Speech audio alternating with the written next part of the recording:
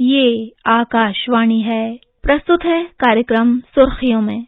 आजादी का अमृत महोत्सव श्रृंखला के अंतर्गत आज सुनिए लोकसभा स्पीकर ओम बिरला के साथ आकाशवाणी संवाददाता रमेश चंद्र की विशेष बातचीत। दुनिया के सबसे बड़ा लोकतंत्र का देश भारत आजादी का अमृत वर्ष मना रहा है और आजादी का अमृत वर्ष में जो लोकतंत्र का सबसे बड़ा देवालय माना जाने वाले लोकसभा का अध्यक्ष ओम बिरला जी हमारे साथ मौजूद है। हम ओम बिरला जी से जानेंगे लोकतंत्र को और मजबूत करने के लिए क्या क्या कदम लोकसभा की तरफ से उठाएंगे। आजादी के 75 साल की हमारी लोकतांत्रिक यात्रा को पूरा करने जा रहे हैं। इस 75 साल की लोकतंत्र यात्रा में देश में लोकतंत्र और सशक्त हुआ है, मजबूत हुआ है, जनता के प्रति जवाबदेही हुआ है, शासन व्यवस्था में पारदर्शिता आई है, विकास के नए आयाम बढ़े हैं। क्योंकि आजादी के 75 साल में जितने भी शासन रहे उन्होंने देश के विकास के लिए प्रतिबद्धता से काम किया,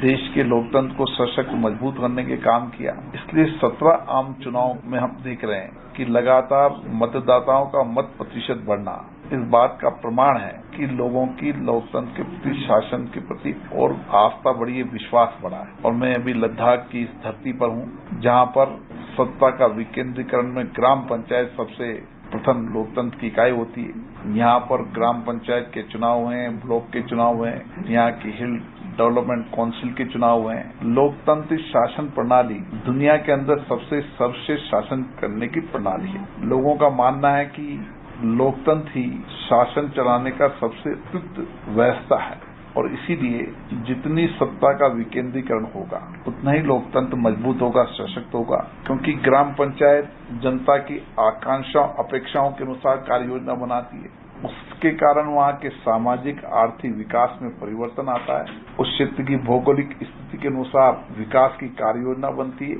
जिसका परिणाम हम 2 साल के अंदर इस लद्दाख में देख रहे हैं। सर, बड़े लोकतंत्र अमेरिका भी कभी कभी सत्ता परिवर्तन में समस्या देखी है, लेकिन विविधता के बावजूद भारत देश में कोई समस्या नहीं देखी है। तो ये 70 साल का जो जर्नी आप कैसे देखेंगे? आपने सही कहा कि दुनिया के अंदर जहाँ लोकतंत्र मजबूत है, सशक्त है, वहाँ भी सत्ता के सहज हस्तांतरण में कभी न कभी कोई परेशानी आएगी। लेकिन भारत के अंदर 17 आम चुनाव हुए, कई राज्यों के 300 से ज्यादा राज्यों के चुनाव हुए। सत्ता का हस्तांतरण जिस सहज तरीके से हुआ है, यही हमारे लोकतंत्र को सबसे सशक्त और मजबूत बनाता है। जनता से चुनी हुई सरकारें जिनको बहुमत मिलता है वो शासन करती है, अपनी नीतियों, कार्यक्रमों के माध्यम से कल्याण के लिए शासन करती है और लोगों की अपेक्षाएं, आकांक्षाओं को पूरा करती है। और इसीलिए हमारी लोकतंत्र की संस्थाएं, चाहे संसद हो, चाहे विधानसभा हो, चाहे नगर पालिका हो, चाहे ग्राम पंचायत हो, इन संस्थाओं को हम कैसे पारदर्शिता और जवाबदेही बना सकते हैं, इसके लिए देश की सर्वोच्च संस्था संसद की जिम्मेदारी है। और हमने देश में व्यापक रूप से जितने भी सदन हैं, उन सदनों के अंदर चर्चा, संवाद, विचार विमर्श हो, सहमति असहमति हो सकती है, लेकिन मनभेद नहीं होना चाहिए। सब बैठकर वहाँ पर देश के विकास की, प्रदेश के विकास की, ग्राम पंचायत के विकास की चर्चा करें, संवाद करें। कानून बनाने वाली संस्थाएं देश राज्य के हित में कानून बनाएं ताकि हम अधिकतम लोगों का कल्याण कर सकें। सर, जब हम 70 साल का यात्रा की है, हर एक कदम में हम इसको लोकतंत्र को और मजबूत करते हुए आए हैं। अभी भी आपके नजर में कुछ सवाल है, जो इश्यूज है, जो लोकतंत्र को सवाल करने वाली है? इस 75 साल की लोकतंत्र यात्रा के अंदर हमारे जितने भी सदन हैं वो सदन मर्यादित चले। सदनों में चर्चा हो, संवाद हो, अपनी अपनी पार्टी के विचारों को, उनकी नीतियों को भी सदन में कहें। लेकिन ये हंगामे, ये बेल में आना, ये तख्ते आना, ये हमारी संसदीय परंपराओं के अनुरूप नहीं है। इसलिए हमारी कोशिश है कि जब आजादी के 75 साल पूरे होने जा रहे हैं तो हम जितने भी हमारे सदन हैं उन सदनों को और जनता के प्रति कैसे जवाबदेही बना सकते हैं, कैसे शासन व्यवस्था और कार्यपालिका पर नियंत्रण करते हुए जनता का अधिकतम कल्याण इन सदनों के माध्यम से हो, इसके लिए समय समय पर और विचार विमर्श करने की आवश्यकता है। सर, कई जगह जो असेंबलीज में भी हो या तो पार्लियामेंट में भी हाल ही में दिखने में जो मिली है, इस तरह की सिचुएशन को अवॉइड करने के लिए हम लोकसभा की तरफ से क्या कदम उठा रहा है, क्या आप पॉलिटिकल पार्टी से उनको संदेश देंगे? 2001 में भी हमारे पूर्ववर्ती अध्यक्ष स्वर्गीय बाल योगी जी की अध्यक्षता में पीठासीन अधिकारियों का सम्मेलन हुआ था। उसमें सभी राज्यों के मुख्यमंत्री भी थे, सभी दलों के नेता भी थे। उस समय भी उस विषय पर चर्चा हुई थी कि हम किस तरीके से इन संस्थाओं को जनता के प्रति जवाबदेही बनाएं, संसदीय मर्यादाओं के अनुसार सदन चले, बेल में हंगामे नारेबाजी न हो। इसके लिए व्यापक चर्चा संवाद हुए थे, संसदीय नियम प्रक्रिया भी बनी थी।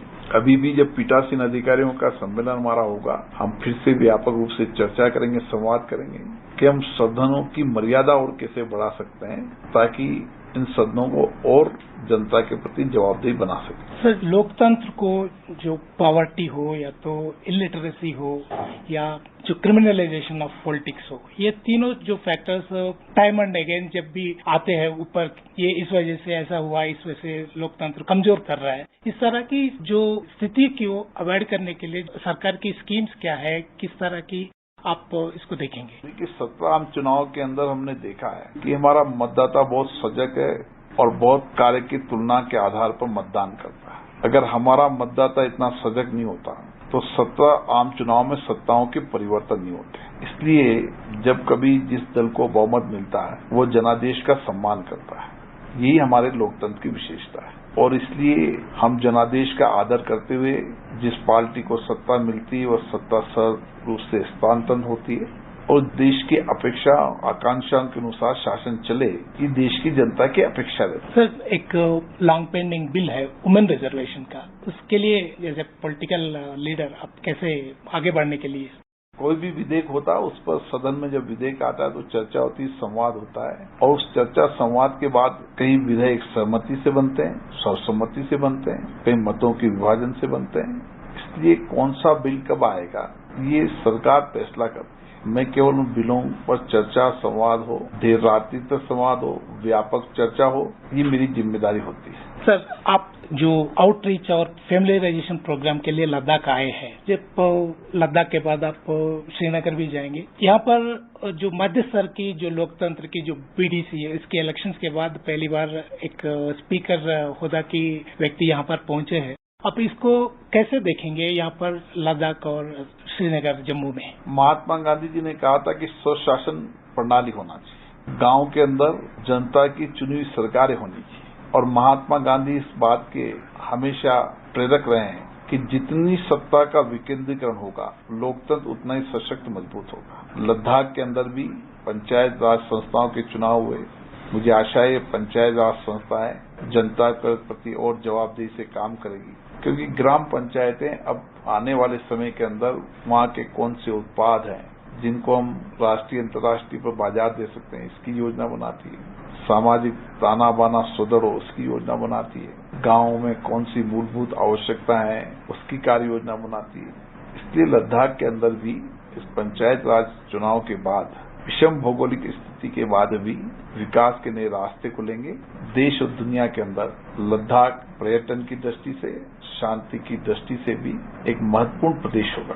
सर, लद्दाख हो या तो कश्मीर हो, दोनों एक इंटरनेशनल बॉर्डर्स के बीच में है। इस तरह इलाकों में लोकतंत्र मजबूत रहना कितना महत्व रखता है?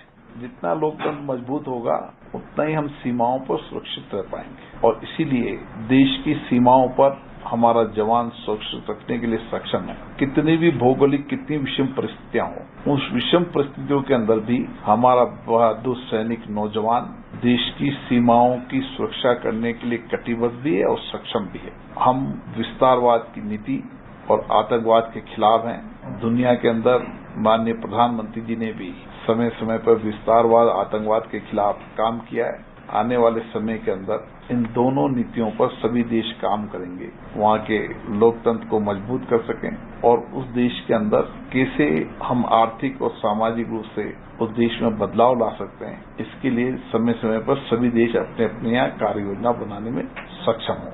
धन्यवाद सर।